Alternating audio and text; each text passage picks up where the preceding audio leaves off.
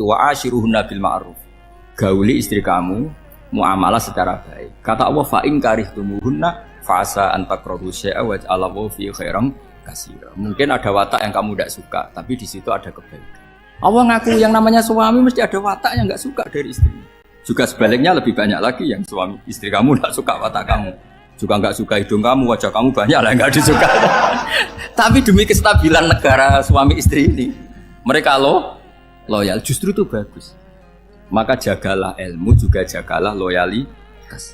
Itu yang perlu saya utarakan. Jadi makanya agama ini dibangun dua. Satu kecerdasan hikmah, yaitu ya al-hukmu yaduru ma'ilati wujudan wa adaman. Tapi juga ada ubudiyah, bahwa agama ini milik Allah. Maka sami'na wa ata'na. Kalau nggak ada nasa manso, maka orang selalu berpikir, pokoknya yang penting ikut Nabi. Nah, itu bahayanya kalau Anda tidak tahu detail. Jangan-jangan syariat yang kamu ikuti itu syariat yang sudah berstatus mansukhoh, telah dicabut. Dan itu banyak. Makanya kata Sayyidina Ali ketika ada orang ngajar gak tahu nasa mansuh, halakta wa ahlakta, kamu rusak dan merusak orang lain. Seperti tadi pernah ada kawin itu satu turunan, yaitu era Nabi Adam. Masa kita sekarang kawin sama satu turunan, kan gak mungkin, ya kan? Pernah ada membumi hanguskan orang kafir, yaitu syariatnya Nabi Nuh. Itu dihapus oleh syariatnya Nabi Ibrahim dulu, yaitu Nabi Ibrahim menghentikan apa? Faman tabi'ani fa innahu minni wa man asoni fa innaka ghafurur rahim. Ya, kalau orang ikut saya, ya Allah, ya pasti golongan saya. Kalau yang masih maksiat, masih balelo, saya berharap engkau ampuni.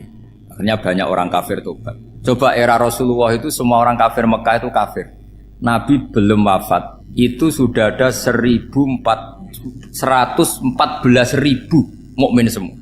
Jadi Nabi menangi mayoritas orang menjadi mukmin dari mayoritas kafir. Yaitu disebut wara'aitan nasa yadkhuluna fi dinillahi afwaj. Andai kan Nabi Muhammad pakai syariatnya Nabi Nuh, bisa enggak mengislamkan orang sebanyak itu? Enggak bisa kan? Maka ini penting mengenali nasa mansuh. Jadi periode cara wong Jawa maksud no tuntas. Robila tadar itu, pasot tuntas itu, menghabisi itu habis di periode Nabi siapa?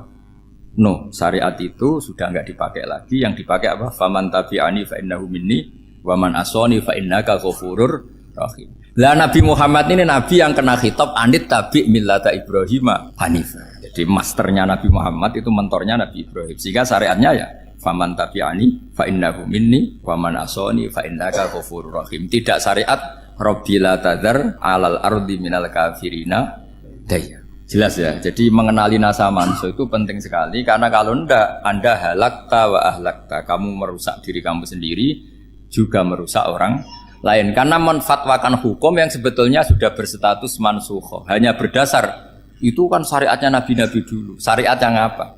Syariat yang nggak pernah terhapus hanya satu, usuluddin, yaitu tauhid, itu sama. Tapi kalau syariat itu beda-beda, atau furu'iyah itu beda-beda.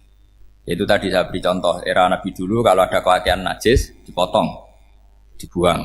Era Nabi Muhammad dicuci. Orang kafir dihabisi oleh langit. Era Nabi Muhammad enggak boleh, bahkan didoakan Allahumma qaumi fa innahum la ya'lam. Di Qur'annya apa? Wa in ahadum minal musyrikin astajaraka fa'jirhu hatta yasma'a kalam Allah tsumma ablighu ma'mana. Jadi kalau ada orang kafir enggak boleh main dihabisin, mereka beri peluang untuk mengkaji kitabullah hatta yasma'a kalam Allah. Kalau mereka sudah berpeluang ngaji, harus tsumma ablighu ma'mana, harus dijamin keamanan. Ya, karena apa? Dzalika bi annahum qaumul la ya'lamun. Bagaimanapun mereka memang karena tidak tahu.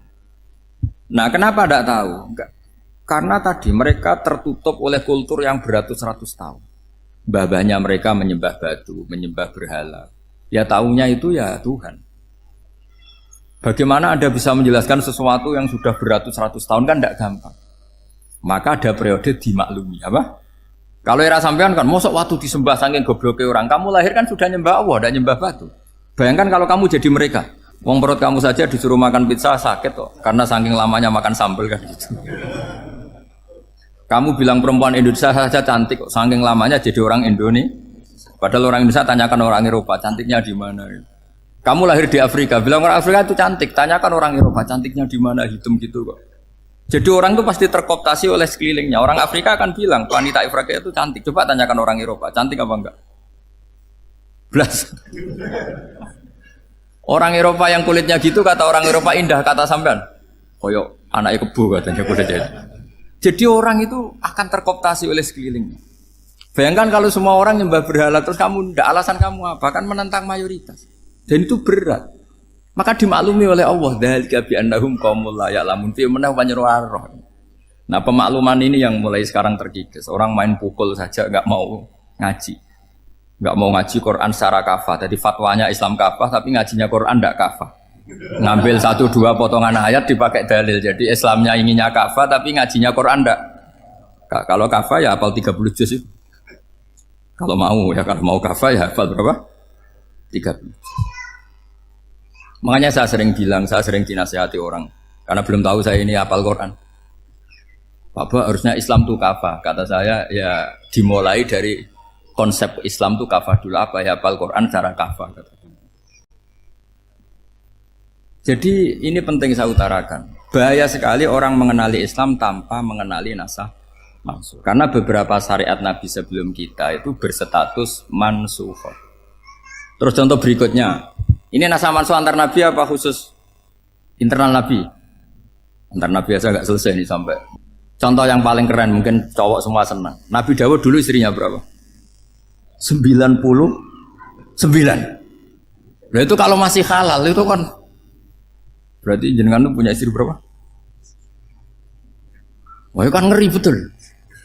Punya satu aja repotnya gitu apalagi berapa? Punya 99. Terus kamu bilang gini, ini kan syariatnya Nabi Dawud, Nabi kan bisa diikuti.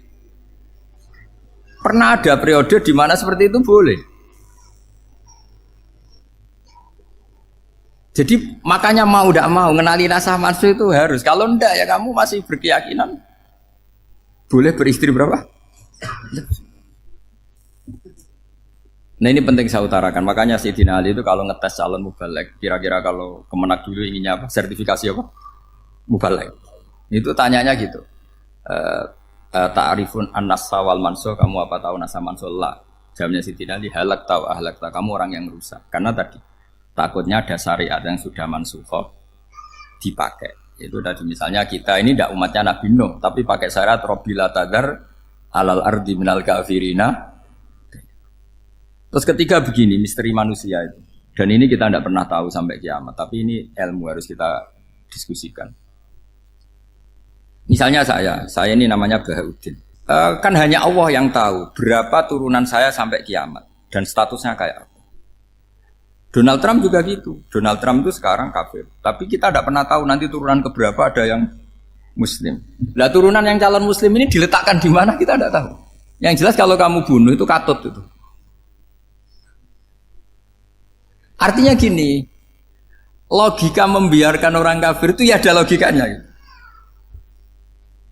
Logika membunuh karena mereka mau membunuh kita ya ada logika fikihnya, karena kalau kita ada membunuh dibunuh. Makanya semuanya hukum ini terus bergantung al-hukmu yaduru ma'ilatihi wujudan wajah. Di sini terus dipertemukan. Makanya semua nabi itu kalau yang namanya membunuh pasti pas perang saja, karena ini kondisi yang memang pilihannya hanya dua, kalau nggak dibunuh ya membunuh. Ada duel lah itu. Maka ini butuh kajian fikih dan orang nggak boleh subjektif dalam hal ini. Saya ulang lagi, tidak boleh subjektif. Karena tadi, orang yang kamu katakan sekarang misalnya Zaid, kamu itu bodoh sekali. Kenapa bodoh? Nggak hafal Quran, nggak pernah kuliah, nggak pernah ngaji. Ternyata Zaid ini bersemayam calon anak yang alim alama hafal Quran. Namanya Umar, tapi masih jadi sperma. Suatu saat Zaid itu punya anak alim alama. Kan banyak orang nggak bisa baca Quran punya anak hafid. Banyak nggak di Indonesia? Banyak nggak petani yang punya anak dekan? Petani punya anak dekan. Yang dekan punya anak naik kelas saja susahnya bukan main. Banyak kan? Nah ketika dibalik nanti ada dekan punya anak goblok, yang petani punya anak dekan pinter mana? Kita tidak pernah tahu. Makanya ini kan ya sudah, kalau nggak pernah tahu ya bilang saja wallahu alam, kan selesai. Daripada keminter keliru kan ada wallahu alam.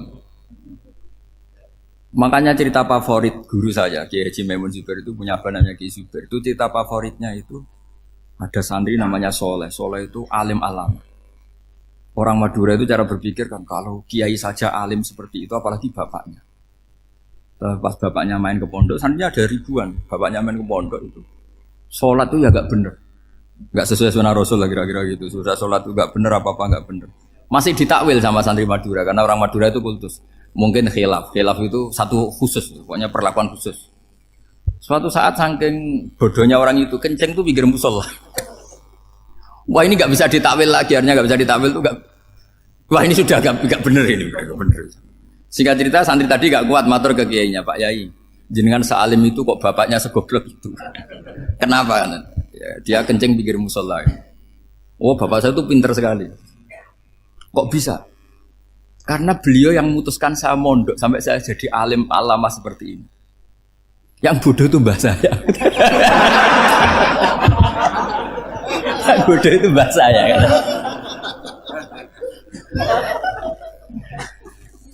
Artinya gini, sekarang misalnya Anda dekan, atau Anda rektor, atau Anda profesor, atau Anda kiai top mubalek kondang. Anda mubalek kondang terus punya anak, gobloknya bukan main. Atau apalagi anaknya ketangkep KPK.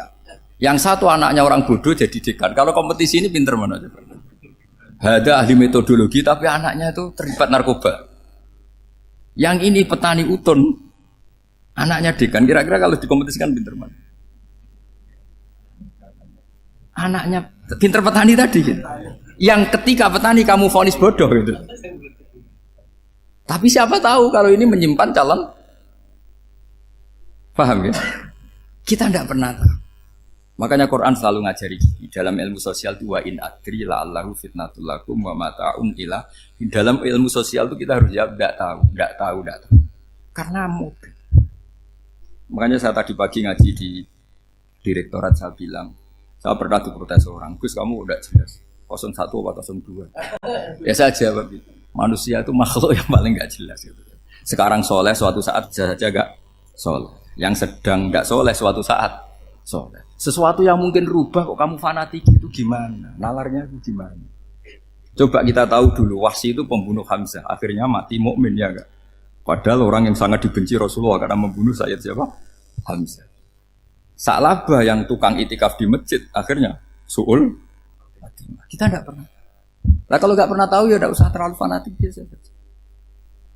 Kayak jenengan seneng saya itu ya saya enggak tahu sampai kapan ya. Saya seneng sampean sampai kapan ya enggak tahu. Kayak suami istri. Pas nikah harmonis bulan madu sampai kapan bertanya. Yang jelas paling awet itu pasangan jelek itu pasti nggak awet. Makanya jadi guyonan. Pasangan itu jangan baik-baik gak awet. Kalau jelek itu awet. Ternyata maksudnya cantik sama ganteng. Itu suatu saat pasti jadi jelek. Yang jelek sama jelek pasti jelek terus. Makanya jadi guyonan. Kalau pasangan jelek itu awet katanya. Tapi kalau pasangan baik, ternyata baik wajahnya itu pasti gak awet. Suatu saat pasti jelek, tapi yang jelek awet karena mulai dulu ya jelek sampai gitu. Awet jeleknya maksudnya bukan. Ya jelas ya. Jadi saya mohon sekali ini ilmu. Sama ndak urusan ini bukan urusan cocok ndak cocok tapi ilmu. Ilmu harus kita dengar bahwa syariatnya para nabi itu yang sifatnya furu'iyah, tidak usuliyah, tidak tauhid itu potensi rubah. Sehingga mengkaji nasab mansukh itu satu keharusan seorang ulama. Makanya setiap ada syariat nabi hal hadis syariah mu'abbada amla, mansukha amla. Karena potensi itu tinggi. Kita tahu dulu semua nabi sholat menghadap apa? Baitul Maqdis. Era Rasulullah dipindah ke Ka'bah. Tapi kalau kamu katakan total Baitul Maqdis ya tidak juga. Nabi Ibrahim mulai dulu madhabnya ke Ka'bah. Tapi kalau Nabi Musa ke Baitul Maqdis. Terus kamu bilang ini 01, 02 ya memang syariat jadi sesuatu yang furu'iyah. Nah, kenapa ini furu'iyah? Jawabannya sederhana. Ketika seseorang menghadap Ka'bah itu menghadap batu apa menghadap Allah? Allah. Ketika menghadap Baitul Maqdis hakikatnya menghadap Allah apa menghadap Baitul Maqdis? Allah. Maka menghadap Ka'bah itu sebenarnya masalah furu'iyah. Yang masalah usuliyah adalah inni wajjahtu wajhiya lilladzi fataras samawati wal ardh. Yang permanen adalah menghadap Allah Subhanahu wa taala. Cuma secara prosedur syariatnya secara zahir menghadap Ka'bah. Maka potensi rubah karena ternyata itu furu'iyah. Untuk kiblatnya itu furu'iyah. Yang permanen adalah menghadap ke Allah Subhanahu wa taala. Ini pentingnya. Jadi terus sekarang masih antar nabi apa di internal nabi? Ini sudah mau selesai waktunya, sudah habis ini. Internal.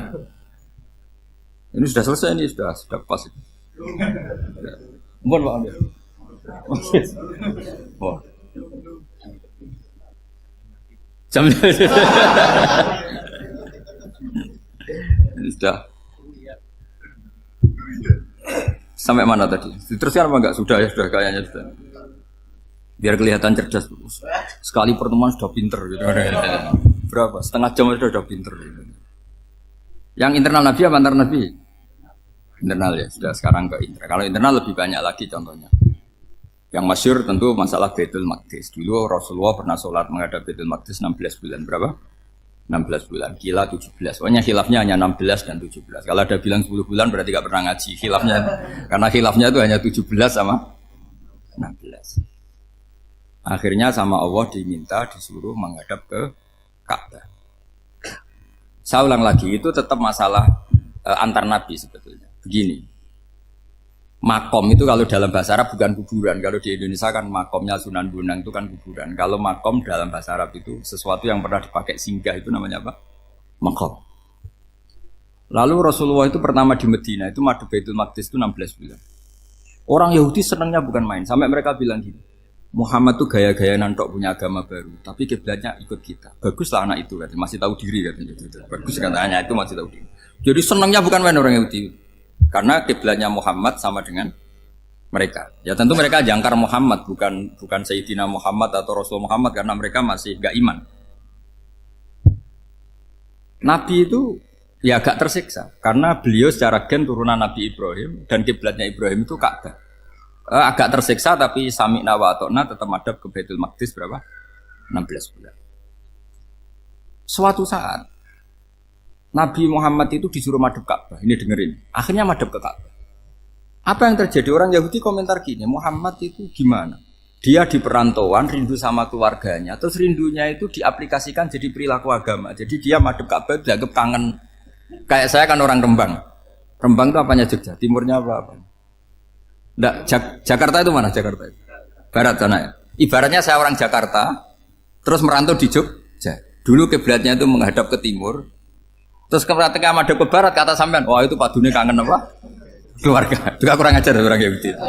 Jadi orang Yahudi itu memang paling pinter bully. Makanya kalau sampean tukang bully itu ya agak-agak, ya enggak. Saya tidak ngomong agak ya, pokoknya agak-agak. Ya. Pinter bully orang Yahudi. Makanya nggak ada orang debat sepinter orang Yahudi. Yang bisa ngalahkan hanya Tuhan itu. Orang Yahudi yang bisa ngalahkan hanya Tuhan. Lalu Sayyidina Ali tak orang paling terkenal cerdas. Itu kalau sama orang Yahudi itu pusing. Karena ya apa logikanya itu? Saya beri sekian contoh. Ada orang Yahudi tanya gini, Muhammad, kalau kambing mati itu yang bunuh siapa? Ya Allah, mati langsung itu. Agama kamu itu aneh, Mak. Yang langsung sentuhan Allah haram, tapi yang lewat tangan-tangan jahil manusia malah halal. Harusnya itu yang halal kan orisinil langsung Allah yang mundur. Jadi utaknya itu aneh, dari cara berpikir itu aneh. Nah cara sampean ini kan, nak halal pangan kue. Tapi Nabi kan nggak boleh bertutur kata kasar gitu. Kalau yang jadi Nabi saya untalan ngono kan gitu. Tapi Nabi kan nggak boleh kasar. Jadi Nabi itu problem karena nggak boleh apa? Kasar. Kalau kita kan gampang, wis nak halal untalan kan selesai, Pak. Tapi Nabi nggak boleh kasar gitu. Jadi nak jadi nggak Nabi, nggak sampean itu kan enak.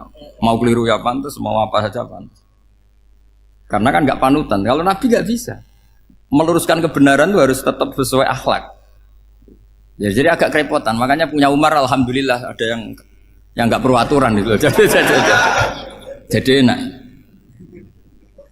Jadi ya itu memang aturannya harus itu.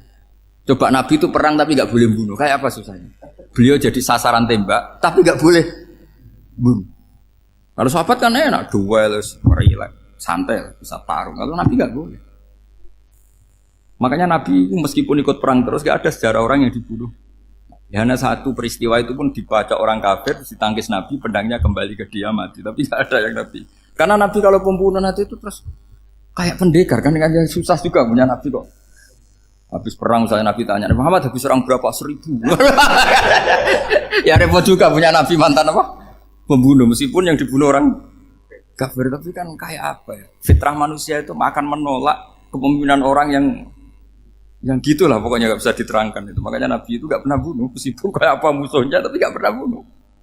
Untungnya di sekeliling orang-orang yang tadi. Jangan bilang tuh suka bunuh ya, pokoknya perang gitu ya. Perang dengan bunuh itu beda loh ya. Kalau perang itu fair apa? Fair. Sampai mana tadi? Nabi Ibrahim ya. Makom tadi saya ulang lagi. Nabi Muhammad menghadap ke Baitul Maqdis itu hanya Allah nuruti. Ini loh Nabi betul. Tahu betul bahwa di antara syariat adalah Baitul Maqdis. Karena semua Nabi pernah berkiblat Baitul Maqdis. Tapi Nabi ketika menghadap ke Ka'bah, Nabi juga dibilangin sama Allah. Ini loh syariat yang benar. Karena Ka'bah juga kiblat sing a'taku. Lebih tua ketimbang Baitul Maqdis. Maka disebut Ka'bah Atiqah. Ilal Baitil Atiq. Kalau Quran bahasakan Ka'bah apa? Wal yatawafu bil baitil atik. Atik itu tua sekali. Ya sudah. Ketika berstatus tua itu orang Yahudi seneng. Mergo roh kelirune Muhammad. Mereka nantang. Muhammad ayo debat terbuka. Nabi rawuh. Bagaimana Anda bilang Ka'bah itu kiblat tertua? Wong Ka'bah itu pertama yang menghadap sana itu ya kamu.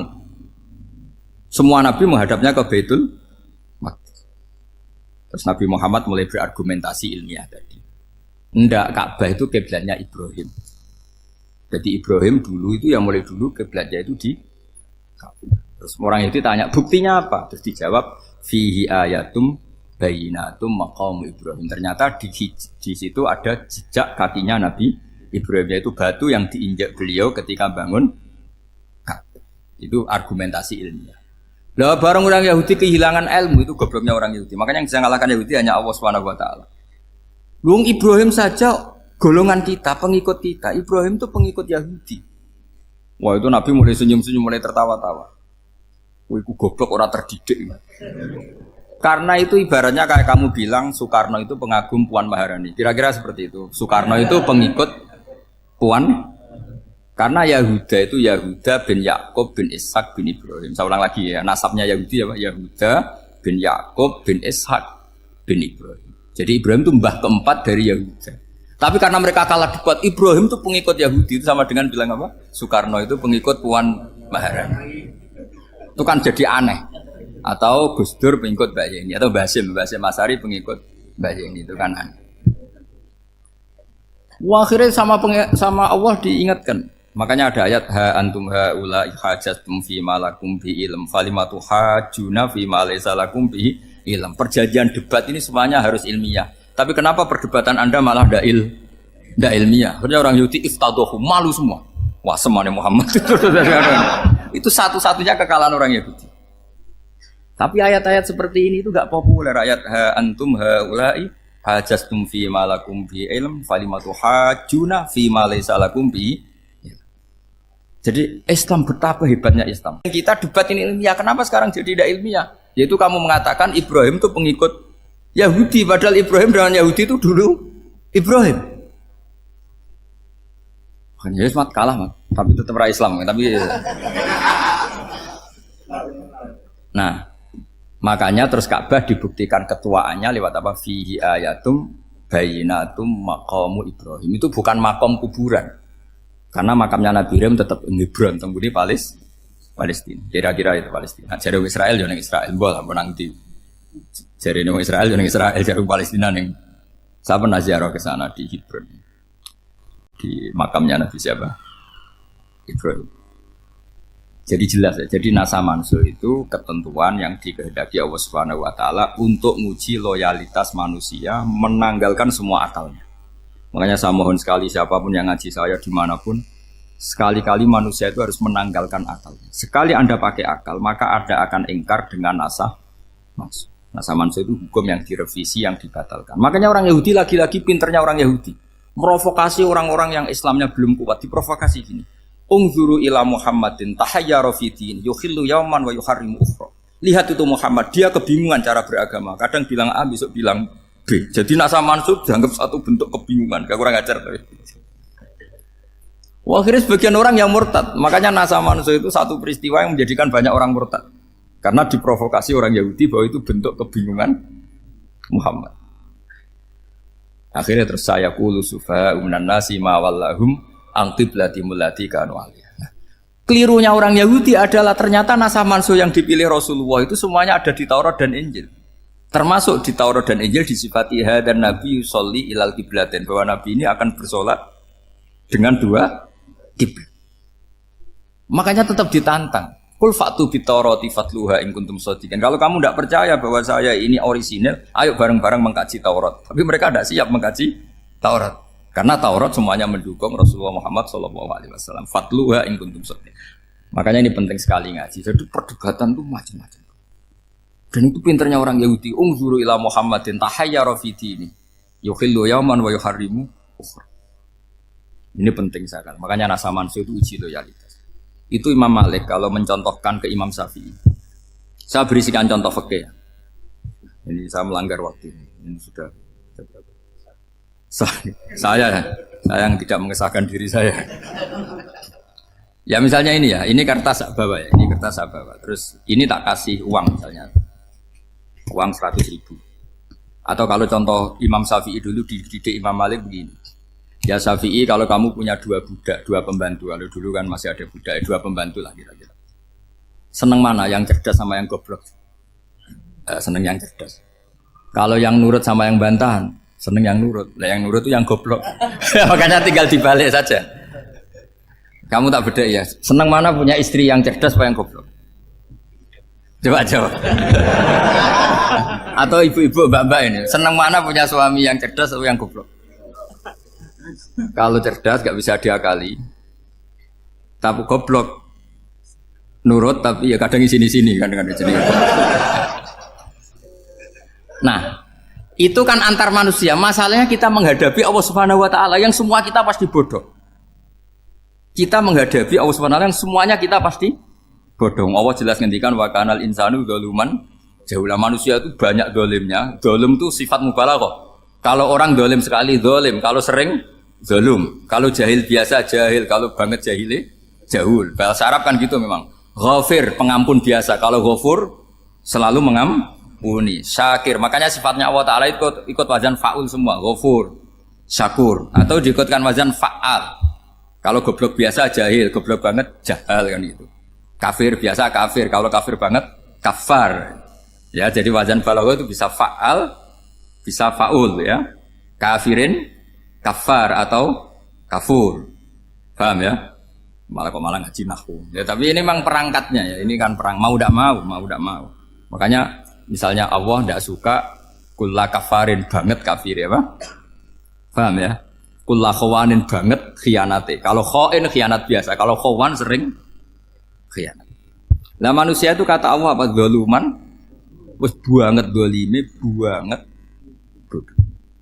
Itu kalau yang ngarang hikam mencontohkan tuh gini, manusia itu pas bener saja salah, apalagi pas salah. Jadi manusia itu kata imam yang ngarang hikam itu, man itu kanat mahasinhu masawiyah, fakih fala takunu masawihi masawiyah. Ketika baik saja buruk, apalagi ketika buruk. Coba kalau ada orang dermawan sama teman-temannya, tanyakan istrinya, duit dihambur-hambur, disekno konco ngalono bojo. Mesti itu. Teman yang sering silaturahim ke teman-temannya, kata temannya baik, senang silaturahim, tanyakan istrinya, oh meninggali wong. Jadi manusia pas baik saja ada buruknya, apalagi pas buruk. Makanya dulu bapak saya ngajarin saya istiqomah ya apik ya, tapi kadang-kadang nak keterusan itu ora istiqomah ngangkangi orang dia tidak punya kesempatan. Misalnya ada imam masjid ngimami terus sampai tua sampai mau mati, itu istiqomah apa tidak memberi peluang yang lain? Tidak jawab aja. Jadi itu manusia. Jadi pas baik saja buruk, apalagi pas buruk. Kayak saya gini di sini ngajar baik, tapi saya ada tidak sopannya harus di atas. Padahal banyak orang sepuh, ada Pak On, ada beberapa yang kan terpaksa nggak sopan. Tapi sampean yang nyuruh, berarti sampean yang dosa. Kemarin-kemarin saya minta di bawah supaya ganjaran saya utuh, ini gara-gara begini ganjaran saya ini agak terkredit apa terdebat itu karena itu. Saya teruskan. Jadi manusia itu punya sisi itu karena manusia itu dzalum dan apa jahul. Wa kanal insanu dzaluman. Problemnya ini ngadepi Allah yang selalu pinter, yang kita selalu bodoh. Misalnya gini, kamu ditanya Allah. Ini contohnya Imam Malik. Ikla hadi sokhra fa inna tahtaha dhahaban. Coba bongkahan batu itu kamu angkat, di bawahnya ada emas. Lalu budak yang pinter berlogika, oh disuruh buka itu karena ada emas toh. Berlogika. Kalau budak yang goblok enggak, ya disuruh ya diangkat saja. Ada emas apa enggak karena perintah ya diangkat. Yang satu nurut karena perintah, yang satu nurut karena ada emas, ada sesuatu. Logikanya suatu saat Tuhan tuh hanya bilang gini tok, ikhla hadis sokro, batu itu angkat. Yang nurut yang goblok permanen tadi kan langsung ngangkat. Yang pinter, ini ada apa lagi Gusti kok harus diangkat? Ya gak ada apa-apa, nyuruh saja kata Allah gitu. Wah tidak bisa, sesuatu harus ada alasannya. Itu kira-kira mangkel loh gak? Oh mangkel. Nah, logikanya manusia seperti itu. Makanya dua murid pinter, di rakyat pinter, presiden ya susah mesti demo. Goblok ya susah di sini uang. Ini kan nggak ada pilihan. Memang manusia itu nggak ada pilihan.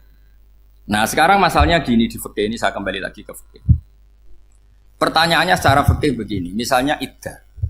Iddah itu seorang perempuan ditinggal mati suaminya atau ditinggal atau cerai. Itu kan ada namanya apa?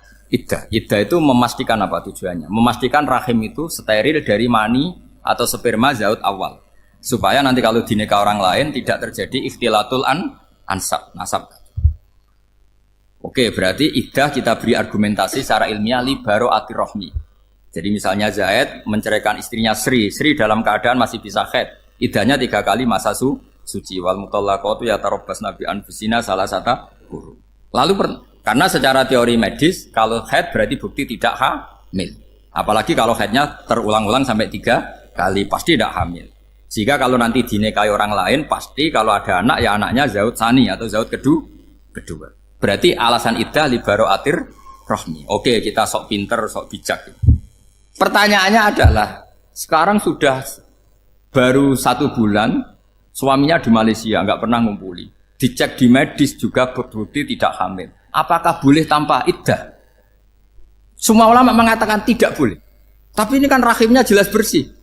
Ya karena iddah itu nuruti perintah pangeran. Pokoknya tetap iddah 3 kali masa suci, 3 kali masa suci atau masa haid. Itu ada perdebatan ulama. Tapi kan ini terbukti bersih Gus. Meskipun terbukti bersih, kata Allah harus iddah 3 bulan atau berapa? Kira-kira 3 bulan, 4 bulan ya tetap harus iddah. Kowe milih mana? Sok pinter, Gusti. Berhubung ini, pangeran buat terang gitu. Berhubung.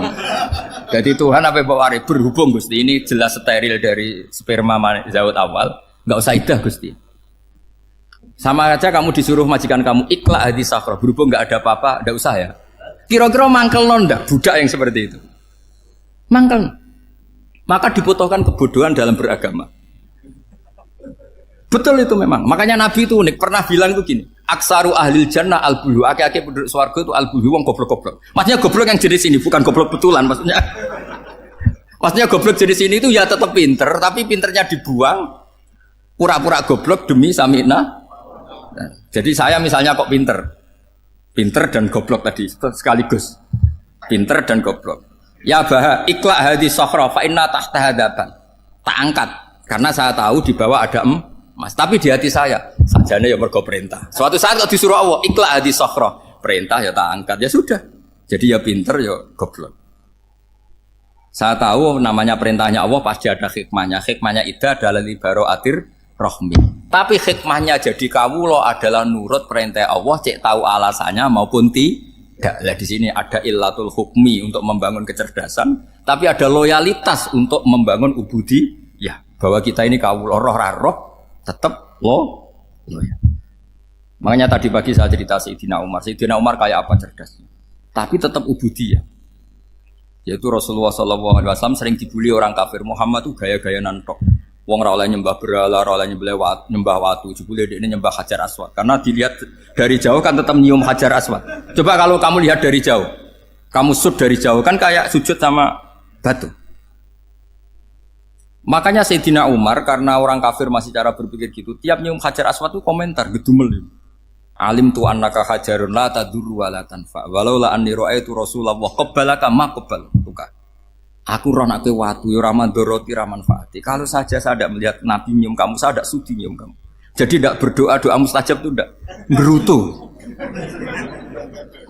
Karena apa? Umar tahu ini masalah secara tauhid. Kalau saya doa di depan Hajar Aswad nanti dikira syirik karena berdoa di depan batu. Tapi kalau saya tidak nyium, nyulayani sunnah Rasul, yaitu nyium Hajar, wis tengah-tengah nyium sambil gerutu, itu sudah kompromi. Ya nyium tapi gerutu. Kayak apa? Makanya ya cerdas tapi ya goblok tadi ya cerdas. Itu uniknya Rasulullah. Jadi muji orang pintar ya sudah langit. Tapi Nabi pernah dalam satu hadis mengatakan aksaru ahlil jannah al-bulbu. Aki-aki penduduk swarga itu orang bodoh. Artinya orang bodoh itu bukan bodoh betulan. Kan? Dia meninggalkan akalnya demi loyalitas ubudiyah. Untuk menutup itu bukti begini. Perang Badar itu perang yang nggak mungkin dimenangkan umat Islam karena orang kafir itu 1000 dengan pasukan full dengan peralatan perang full. Rasulullah itu tahun kedua Hijriah itu pasukannya hanya 313. Itu pun pedang itu untuk orang 5 itu hanya ada pedang 1. Jadi kalau mau dibaca orang, sih kamu nyileh pedangnya aku. Itu kan nggak kebayang perang dalam keadaan seperti itu. Jadi mesti kalah, orang kok mungkin kalah mesti. Tapi Nabi tetap bilang, saya ini disuruh Allah perang, ya harus berangkat. Yaitu perang Badar. Kata para sahabat, ya Rasulullah ini nggak masuk akal, sudah nggak usah perang ini nggak masuk akal, mau setor nyawa. Sudah gitu dadaan, nggak ada persiapan. Lucunya apa? Sahabat itu ketika Nabi tetap berangkat. La akhrujanna walau waqti. Nabi menginginkan saya tetap berangkat meskipun sendi. Setelah Nabi berangkat sekian meter, tuh sahabat ikut semua. Kata Nabi, lah kamu kok ikut? Ya ikut saja. Kata kamu mesti kalah. Ya anggap saja setor nyawa. Demi loyalitas pada jenengan. Itu makanya nggak ada periode sebaik periode sahabat. Tapi yang gerutunya jalan. Karena gerutu ini bawaan ilmiah. Makanya kita loyal sama presiden. Tapi yang nggak cocok ya gerutunya jalan. Tapi bawaan mencintai Indonesia tetap jaga stabilitas. Itu bawaan cinta Indonesia, bukan cinta pejabatnya kadang. Gerutunya jalan. Tapi bawaan loyal sama Indonesia tetap mengaku. Bawaan loyal sama Rasulullah tetap ikut perang. Bawaan akal karena nggak masuk akal ya gerutu. Dan itu uniknya Quran itu mengapresiasi itu dan dianggap gak masalah. Saya bacakan ayatnya. Kama akhrajaka rabbuka min baitika bil haqq wa inna fariqam minal mu'minina lakarihun. Yujadilunaka fil haqqi ba'dama tabayyana ka'annama yusaquna ilal mauti wa hum yanzurun. Peristiwa Badar ada peristiwa kamu itu keluar untuk perang. Sahabat kamu ngikuti, tapi mereka lakarihun, enggak senang sebetulnya. Karena enggak masuk akal. Ya gremeng tapi ya derek. Yujadilunaka fil haqq, mereka mendebat kamu dalam kebenaran. Jadi ya Rasulullah wong perang karuan kalah jenengan lakoni alasane nopo? Lah kok melok? Ya saya harus ikut jenengan Nabi. Itu unik. Kalau orang sekarang mana mau, kalau gak masuk akal gak mau melakukan. Coba misalnya istri kamu belajarnya dikurangi. Anggap saja petualangan latihan hidup di masa lalu. Gak mau. Padahal petualangan itu hal yang indah. Petualangan itu kan hal yang indah. Kan gak mau. Oh ngirit aja alasan. Tapi lucunya kalau dijak camping bermiskin-miskin di hutan mau. Karena karpe dhewe, tapi nak suami yang ngongkon. Ayolah seminggu ini kita model miskin. Anggap aja petualangan masa lalu. Enggak mau. Karena pinter, apa? Coba kalau bodoh. Ya ngono ya rapopo Mas. Tapi resikonya nak bodoh, pas kamu sakit ya dibiarin. Karena dia melihat sakit kan biasa, namanya manusia. Jadi makanya ini pilihannya susah, hidup itu malah susah makanya ini. Jadi uniknya Quran gitu. Quran itu membolehkan psikologi manusia. Makanya Allah ngendikan kutiba alaikumul qital wa huwa kurhul lakum. Ya saya tahu kamu tidak suka perang. Allah yang ngakui wa huwa kurhul, enggak apa-apa. Tapi ketidaksenangan kita harus dilawan demi mengikuti Allah dan misalnya perempuan Allah juga gitu. Wa ashiruhunna bil ma'ruf. Gauli istri kamu muamalah secara baik. Kata Allah fa in karihtumuhunna fa asa an takrahu syai'a wa ja'alallahu fi khairam kasira. Mungkin ada watak yang kamu tidak suka, tapi di situ ada kebaikan. Allah ngaku yang namanya suami mesti ada watak yang nggak suka dari istrinya. Juga sebaliknya lebih banyak lagi yang suami istri kamu nggak suka watak kamu, juga nggak suka hidung kamu, wajah kamu banyak lah nggak disuka. Tapi demi kestabilan negara suami istri ini, mereka loyal. Justru itu bagus. Maka jagalah ilmu, juga jagalah loyalitas.